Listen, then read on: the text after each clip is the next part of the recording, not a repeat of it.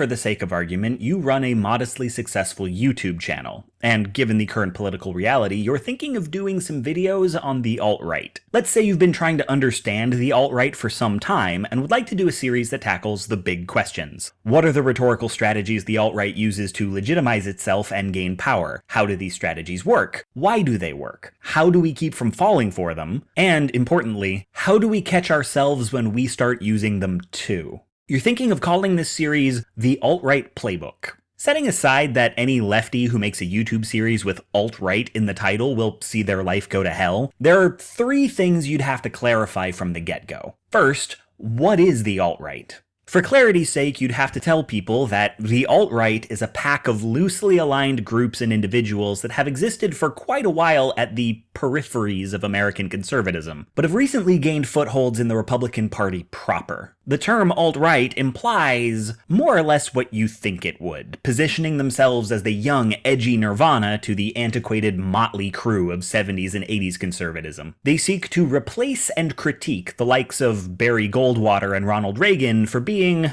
let's not mince words here, not reactionary enough. The alt-right, the people who adopt the label and those who just parrot their talking points, has high overlap with white supremacist think tank the National Policy Institute, Stormfront and the Ku Klux Klan, Breitbart News and various sections of 4chan, 8chan, and Reddit, sections of the asshole atheist community, anti-feminist YouTube, pickup artists and rape apologists, the not all men, all lives matter and Gamergate crowds, and basically anyone who uses the terms social justice warrior or virtue signaling unironically. Not everyone in these groups is in the alt-right, but the alt-right traffics at the intersection between them. There's a wide range of differing and frankly incompatible ideas about government and the social order among these groups, but as it gains power, the alt-right is congealing into a somewhat cohesive ideology. And the reason they matter at this moment in history is that of all the people in the 2016 primaries, only one was the alt-right candidate. And while not everyone who voted for him is in the alt-right, they are his base, his most ardent supporters, and they carried him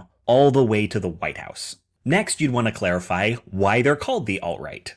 Alt-right is a term coined by National Policy Institute president, avowed white nationalist, and professional speedbag Richard Spencer. The term is meant as a euphemism, a way of painting a happy face on racism. And that's not an opinion. One of the stated aims of Spencer's organization is the removal of non-whites from American society. And the purpose of rebranding white supremacy with a term like alt-right is so mainstream white people are not made to feel like racists when they vote for racist people with racist policies. So every time a journalist writes an article about the dapper fashions of the alt-right and doesn't title it Lipstick on a White Supremacist Pig, that journalist is being a coward and treating a hate group with kid gloves basically because the hate group asked them to. So, you might want to clarify why you put that euphemism in the title of your videos. And, well, you'd have to explain that while the alt-right is racist, they're not only racist. They're also misogynist, anti-feminist, Islamophobic, xenophobic, homophobic, transphobic, classist, ableist, authoritarian, and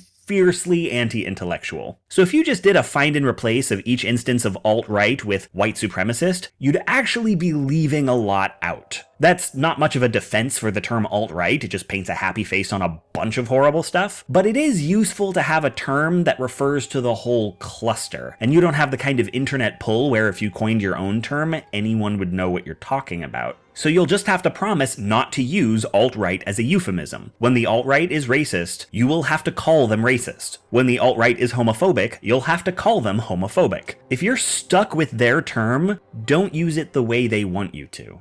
Third, you'd have to cover how to engage with the alt-right, which is actually pretty straightforward.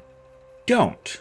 The reasoning there may not be immediately obvious, especially if you, say, once devoted an entire video to the importance of talking to anti-feminist hate mobs. So you'll have to explain. You have since then learned how such debates with the far right often go, thanks to conversations with people who have more lived experience than you. If some guy on Twitter shoots his mouth off about how, for instance, only precious snowflakes would care about how many black women are getting roles in Hollywood, maybe you push back on that. Maybe the conversation gets heated. Maybe you debunk his arguments, make your points, and he walks away in a huff. For you, the interaction is over. But for folks on the far right, it often isn't. The far right keeps mental lists of people who represent the things they're mad about. The symbol of the liberal media, the symbol of video game feminism, the symbol of trans activism. FYI, these are usually women and people of color. And these people aren't people to them. They're just icons for a thing.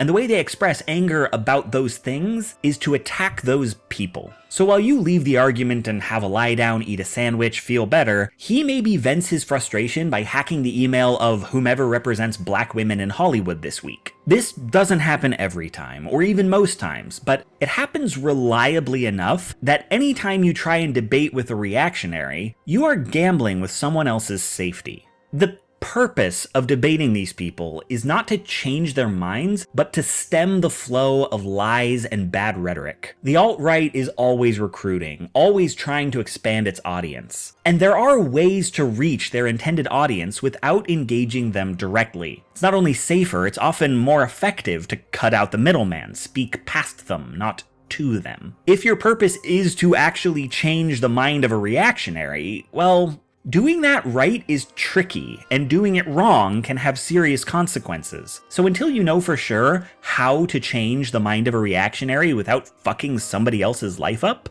do not engage.